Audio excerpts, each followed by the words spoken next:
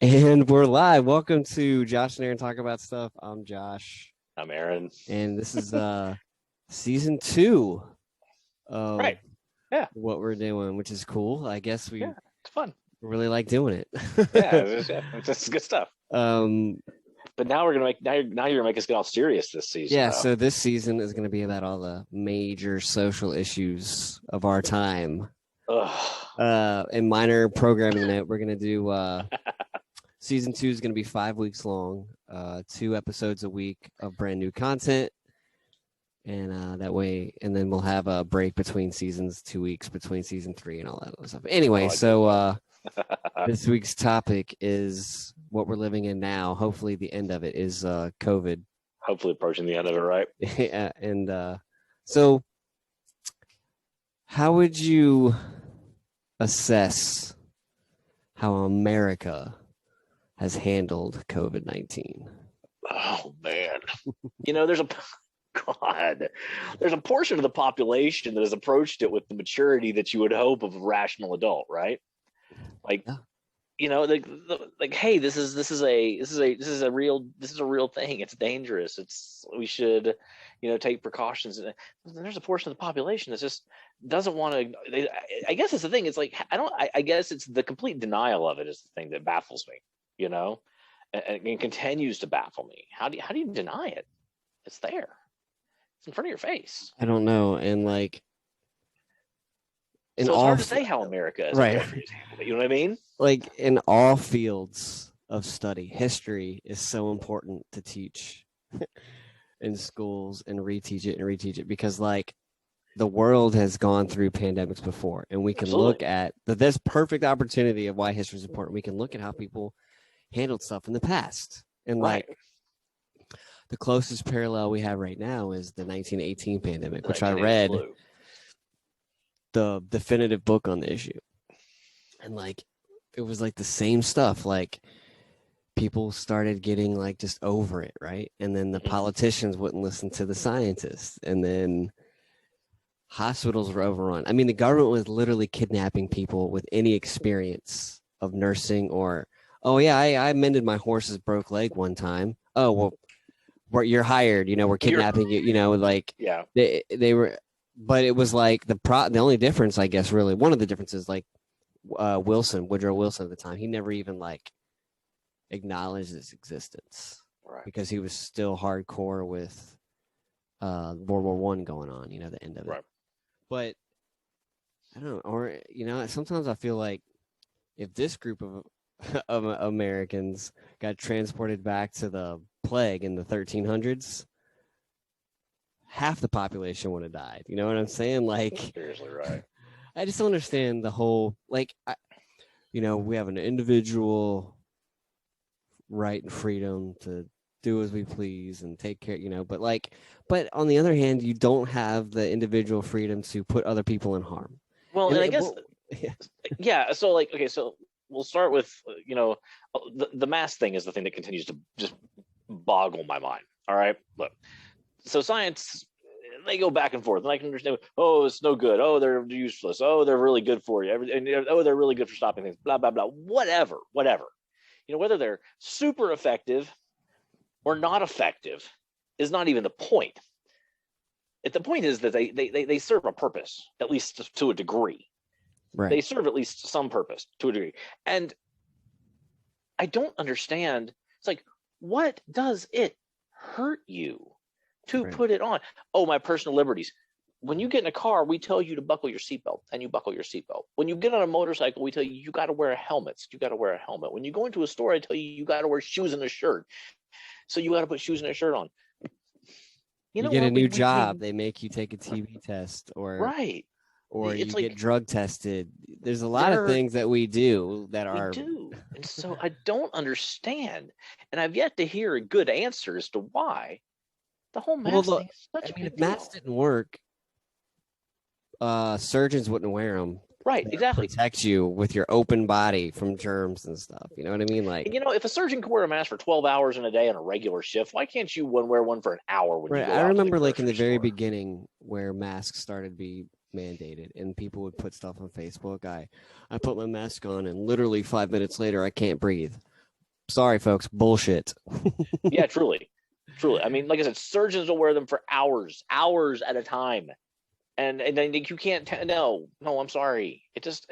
So the mask thing is the thing that continues to boggle my It's mind. also a Like cultural thing though, because in Japan, if you get a cold, you you wear put a one mask on. because it's polite. Right. Like It's this considered whole going to polite. work. Well, one, the work, I think there's a lot of systemic issues, but like you got to go to work every day, even if you're sick. But then one, that's not good for your health. But then No, you expose other people. Like we just need to redo the whole system. But like, so it's not a much. big deal to wear a mask. It's really not. It's not. It's You just not a breathe big deal at fine. Your all. oxygen levels do not go down. No, unless you have like a really hardcore or whatever underlying condition, the mask, you're fine. Really. So it just boggles my mind. And one, freedom is an illusion. It's a created construct. Oh God. You know what I mean? So The like idea that our you have, freedoms. my freedoms in my country. You know what? Here's the thing, Holmes. No, you don't. Okay, You so really that don't. We don't. We submit to the authority of the whether it be federal laws or general societal laws. You're regularly submitting to the will of a population, unless you are living in the woods by yourself with your grizzly bear for a best friend. off the grid You're completely. off the grid completely. You are submitting to it one way, form, or fashion to the rules of a society. Right.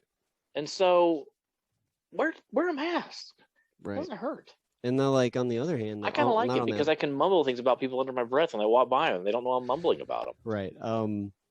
So like vaccines, right? Why it's an issue again? Don't know, because if you send your kid to public school, which is socialist, by the way, you have to have proof of shots. Yeah. A, B, A, B, and C. There's like you four. have to, otherwise you can't. Even in universities, you have to show proof of. You have to, because you know what happens? These diseases killed so many people, and they come and back. made people sick. Like Connor is starting college in person. I should say he's starting college in person in the fall. You must have a COVID vaccine to go into a building. Come fall. In addition along with the other that you have an to MMR and a meningococcal meningitis and right. half a dozen others.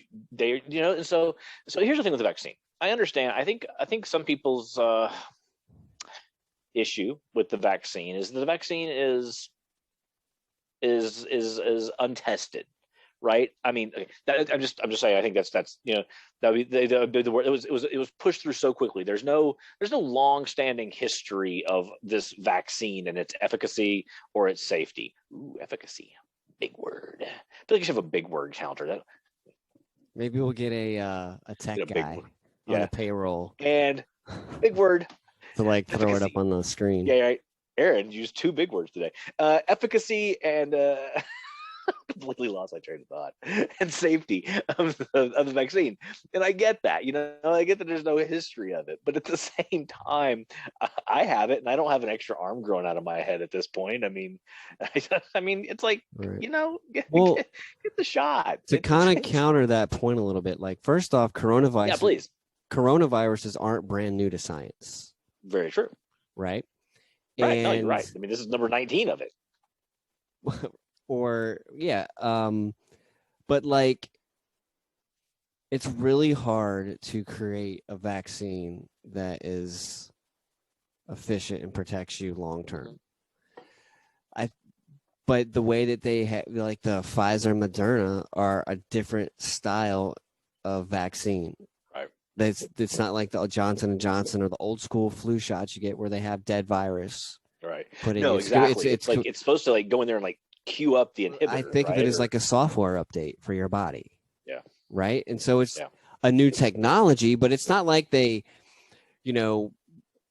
President Trump said warp speed, his little warp speed thing. Right. And then Moderna was like, the next day came up with this idea. They've been working on this stuff for years. Right. And now it's like, oh, we have an opportunity to implement it. And they tested on people before the government said it was safe enough for people. The only question is, how long will the vaccine last year. Right. And they're saying that you probably are going to need a booster after right, like because a year. the coronavirus is not like the flu virus or the cold virus as far as like your H1N1, like remember in like 2007 or 8, like that should protect you, longer, whatever, but like, so I get why people are hesitant, but you've got to look bigger picture, right? Yeah, absolutely. I mean, that's why I'm not disagreeing with you. Right. I'm just saying, like, it's not as out of the blue, this vaccine and coronavirus, as people are claiming out to be, but like, sometimes like, how long they've been working on a way to vaccinate or cure AIDS? Way longer than coronavirus. Sometimes viruses are just really, really, really, really, really tricky. Yeah. To deal with. So absolutely. Well, I mean, and the fact is, I think a lot of it stems back. It's a fear of control, and it's really what it comes down to. But see, that's but didn't that boggle your mind too? Because we're controlled so much. No, I think your statement at the beginning that free will is our free will is sort of an illusion is really true. I mean, to a degree, we have free will. We can make choices, and our country probably allows you to make more choices than a lot of countries do.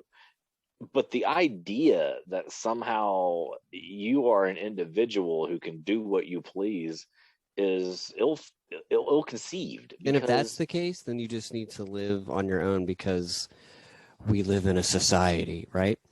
Right. We're supposed to live in a society, like, but the problem is, like, a side note, like, I live in a neighborhood. I may never, ever see my neighbors, ever. Right. And if something happened to them in a zombie apocalypse, they'd be left on their own. What kind of a society is that? You know what I'm saying? Like, no, you're right. I mean, we don't really live in a community where we actually like care for one another. Unless it's your own community of friends or whatever. But I'm saying, like, we got to take care of each other. Right. You know what I mean? No, and I think you're right. And I think we've lost touch with that. Like, I know my neighbors' names. We talk on occasion, but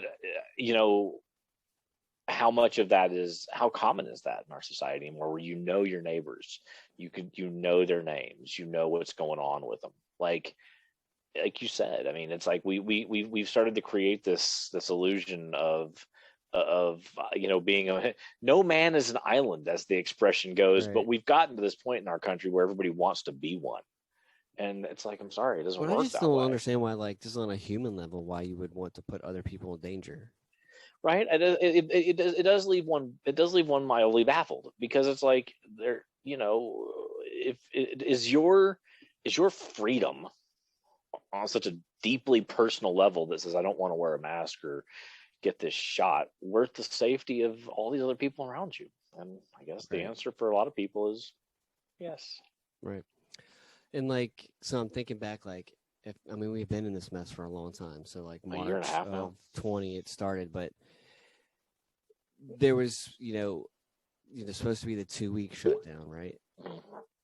Before 2 weeks was even up, people were complaining about couldn't get their hair cut. Like, come on, guy, 2 weeks, like, there's no, I feel like obviously I can only speak for America. I feel like Americans have lost their will to sacrifice anything that inconveniences them. Yeah, it does feel that way. And then, like,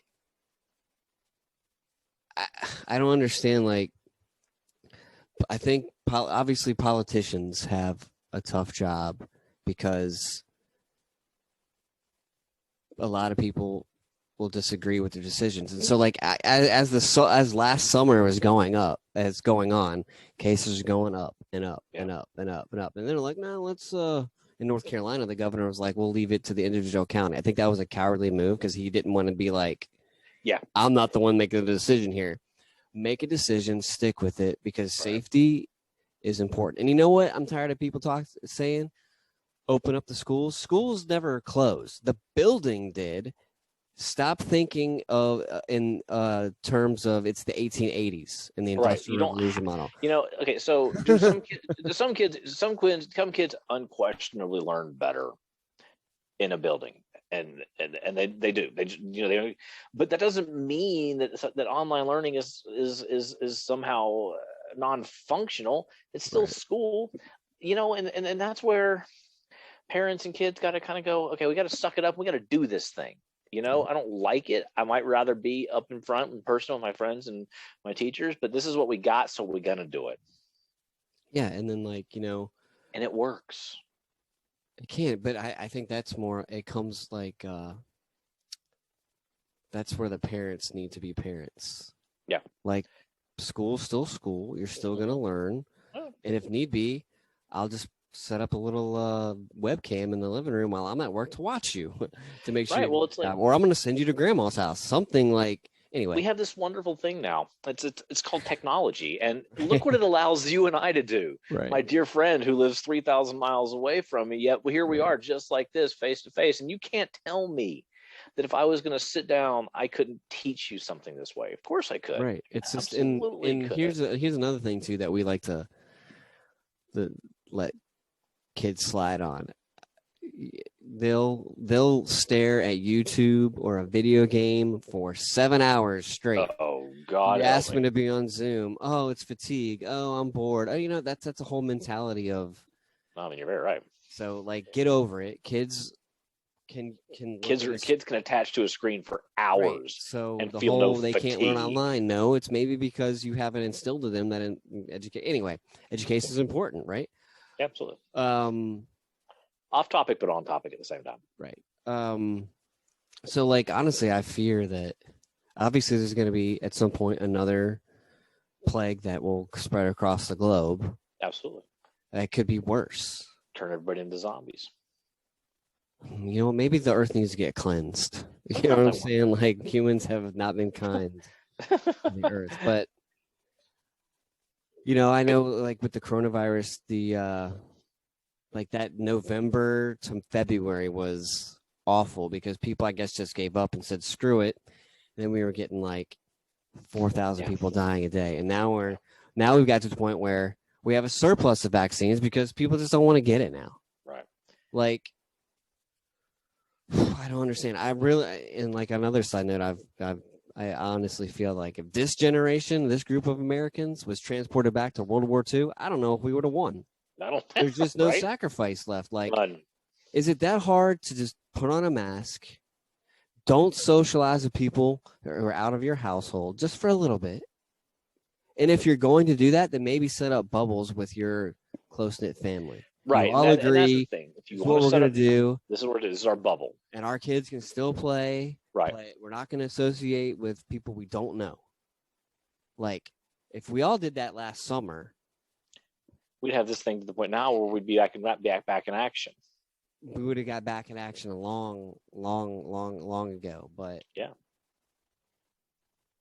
I just people just need to like stop being selfish and self-centered and think of everybody else. That's very true. So you asked how's our country handle it? I guess maybe not so great. It's no, we made a sea change when an event happened in November, and that took over in January. But whatever. Like, I don't know. It's just very frustrating because a lot of people died that didn't need to, and some of that was their own. Well, I'm just, screw it. We got one life. Right. Yeah. Of course. But you know what? I think that portion of them, was small by comparison to the fact that there were a lot of lives that were lost that didn't need to be lost.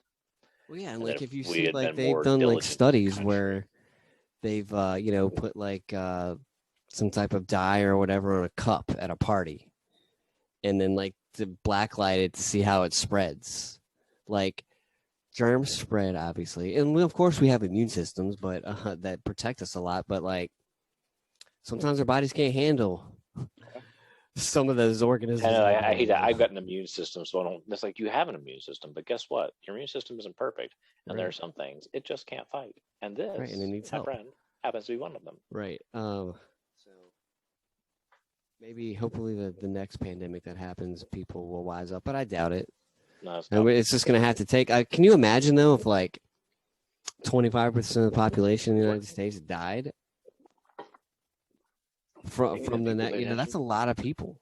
That's a lot of people. That's a lot of people. But like, I just think it was funny. Like, people, it's not as bad as the flu. Well, yeah, it is. It killed 10 times as many in a year than the flu does a year. Right, exactly. But we understand the flu more, maybe. I don't know. Coronavirus is obviously new to humans, as you know, right. But I don't know. Wear a mask if we just do it for the summer, because people are going to go nuts this summer.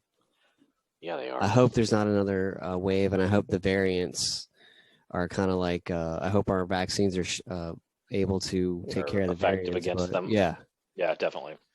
But it might turn out to be, like you said, get a boost every 6 months or a year, and so it goes. Oh, how do you feel about the representative who shall not be named comparing vaccine registration cards to what the Nazis did to the Jews in the Holocaust? I think it's an absolutely appalling comparison. It's like, how can you even make that statement? Right. How can you even make that statement? I just don't understand. And I mean, if that's her logic, then should be that goes back to that whole like personal liberty, personal freedom mentality that nobody should tell me what to do. And it's just like, and I just kind of go back to like what we've been saying. What we've said many a time before, not just today, but just before and talking to each other, is that we live in a society. You have people that live next door to you. Your life is not a microcosm. It is a macrocosm, and what you do affects everyone, whether or not you like it, whether or not you want to admit it or not. Accept responsibility as a human being who lives in a larger society. Well, yeah, and on a macro level, if that's the stance you're going to take, you can't tell me what to do. By God, you better not be telling anybody else how to live their life. Right. So that means you better not be telling me what to do. You better not be telling any woman what to do with her body, and you better not be telling anybody who they can and cannot marry, because what you're basically saying is it's open forum. I should be allowed to do what I want as a human being. Right. Well, then fine. You better get out of my life. So. Correct. Yeah. All right. Any last thoughts? I think that was it. That was it. I think that was a last thought. That felt like a last thought. Yeah. I guess it had the air of last thought. You know, I guess my last thought would be just you should want to protect other Americans. At the very least, protect your countrymen, right? Right. Exactly. At the very least, protect your neighbors. Protect yourself, protect your family, If we would like and protect other Americans, whatever. Yeah. But I wish this is definitely something that should never have been politicized, and it went overboard into the deep end, politicized. Never should have been political. It's not a political issue. It's not a political issue at all. It's a human issue. Right. And it got turned into a politics thing. But the second it became a political issue, but that's just how our country is. We turn everything political now. Everything is turned political. Yep. And the second you start turning things political, it goes down. It splits the country. Process. Yeah. It splits the country and everything goes downhill. Yep. All right. Well, yeah. That was the last thought. That's the last thought. Stay tuned for the. Well, just leave it up. I'm going to leave these episodes a secret until we reveal them each time. That's a good idea. I like it. Anyway. So tune in next episode for what we're going to talk about next. See what Josh and I get mad about. Yeah, this whole season is going to be us venting about all this crap that we have to deal with all the time. But anyway, so coronavirus. If you haven't got your shot, get it. Should be the subtitle of this season. Josh and Aaron talk about stuff. What are we mad about today? Or why are people so frustrated or upset with stuff that is like why it shouldn't be an issue? Anyway. Right, exactly. Tune in next episode for this season of all the social stuff that we're talking about that bugs us. And anyway, all right. See you later, guys. Bye, everybody.